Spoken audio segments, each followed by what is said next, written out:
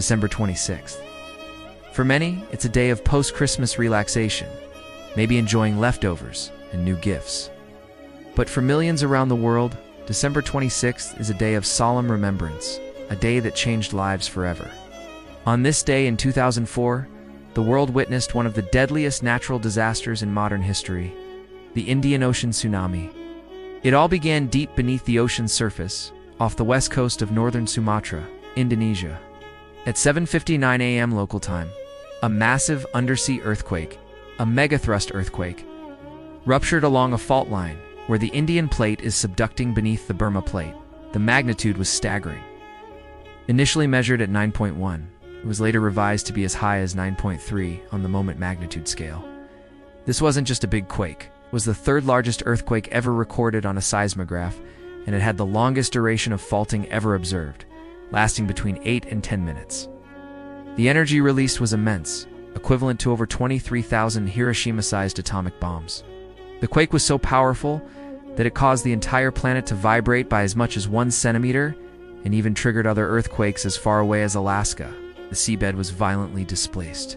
A massive section of the seafloor, about 1,600 kilometers long, lurched upwards by several meters, displacing a colossal volume of water. This sudden violent shove created a series of powerful waves, a tsunami, that began racing outwards across the Indian Ocean in all directions.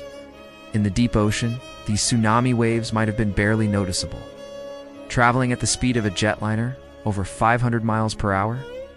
But as they approached the shallower coastal waters, their speed decreased and their height grew dramatically.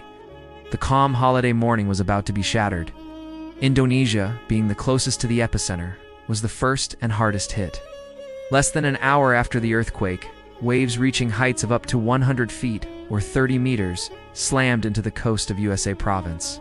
Entire towns and villages were not just flooded, they were obliterated, wiped from the map.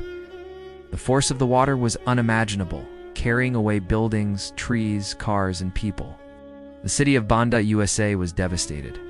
The sheer scale of destruction was almost instantaneous and absolute. But the tsunami didn't stop there. It continued its relentless journey across the ocean. About 2 hours after the quake, the waves reached Thailand. Popular tourist resorts in places like Phuket, Koh Lak, and Phi Phi Islands were crowded with holidaymakers from around the world. Without a tsunami warning system in the Indian Ocean at the time, people on the beaches had no idea what was coming. Some even walked out onto the exposed seabed when the water first receded. A classic sign of an approaching tsunami, out of curiosity. Moments later, a wall of water crashed ashore, sweeping everything and everyone in its path. The scenes of chaos and devastation were captured on countless tourist videos, bringing the horror of the event to a global audience. Next, the waves hit the coasts of India and Sri Lanka. In Sri Lanka, the tsunami wrapped around the island, causing widespread destruction on its eastern and southern shores. An entire passenger train, the Queen of the Sea, was engulfed by the waves. A tragic event that claimed over 1,700 lives, becoming the single deadliest rail disaster in history. In India, the states of Tamil Nadu and Andhra Pradesh were severely affected, as were the Andaman and Nicobar Islands, which were close to the earthquake's epicenter. Fishing communities that had lived by the sea for generations were washed away in minutes. The tsunami's reach was truly global. It traveled thousands of miles, striking the Maldives, where the low-lying atolls were completely inundated.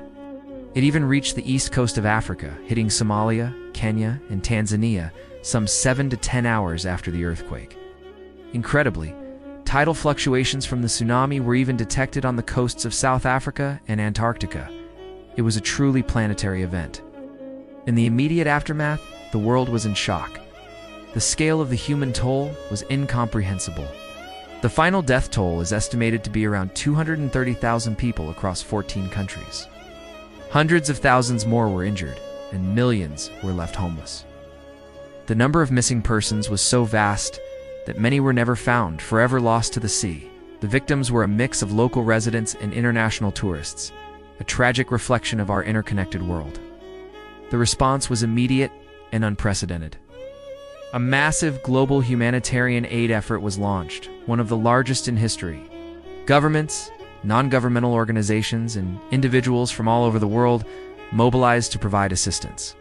Food, water, medical supplies, and shelter poured into the affected regions. The relief effort was a monumental task, complicated by the sheer scale of the disaster and the destruction of infrastructure like roads, bridges, and ports. The 2004 tsunami also served as a brutal wake-up call. One of the key reasons for the high death toll was the complete lack of a tsunami warning system in the Indian Ocean. While the Pacific Ocean had a well-established system, Indian Ocean did not, as large tsunamis were considered a rare event in the region. In the wake of the disaster, this changed rapidly. Led by UNESCO's Intergovernmental Oceanographic Commission, nations came together to build the Indian Ocean Tsunami Warning and Mitigation System. This sophisticated network of seismic sensors, deep-ocean buoys, and tidal gauges was established to detect potential tsunamigenic earthquakes and issue timely warnings to coastal communities. Today, this system provides crucial alerts, giving people precious time to evacuate to higher ground.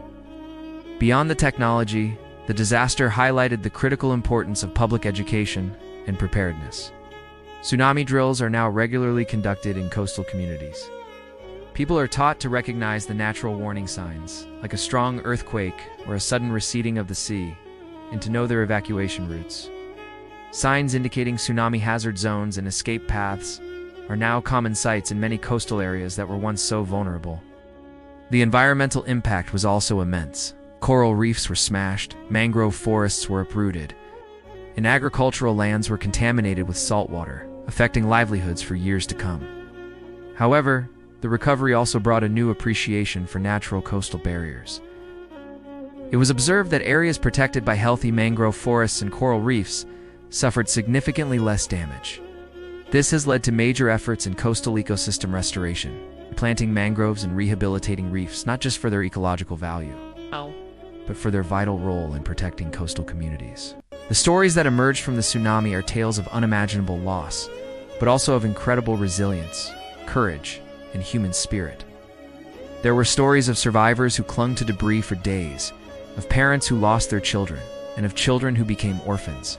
But there were also countless stories of heroism of people who risked their own lives to save others, of communities coming together to rebuild from nothing, and of the outpouring of global solidarity that showed the best of humanity in the face of the worst of nature.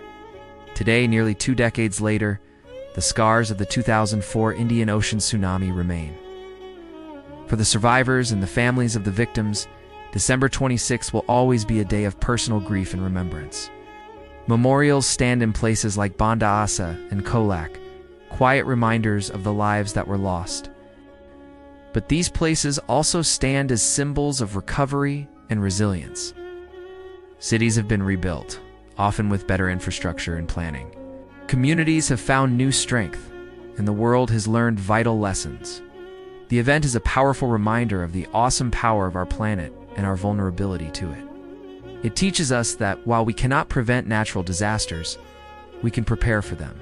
We can build better warning systems, educate our communities, and work together as a global family to respond when disaster strikes. The legacy of the 2004 tsunami is not just one of tragedy, but also one of progress, of international cooperation, and of the enduring strength of the human will to survive, to rebuild, and to remember. Thank you for joining us for this look back at a pivotal moment in recent history. If you found this story meaningful, please consider liking the video and subscribing to our channel for more deep dives into the events that have shaped our world. We'll see you next time.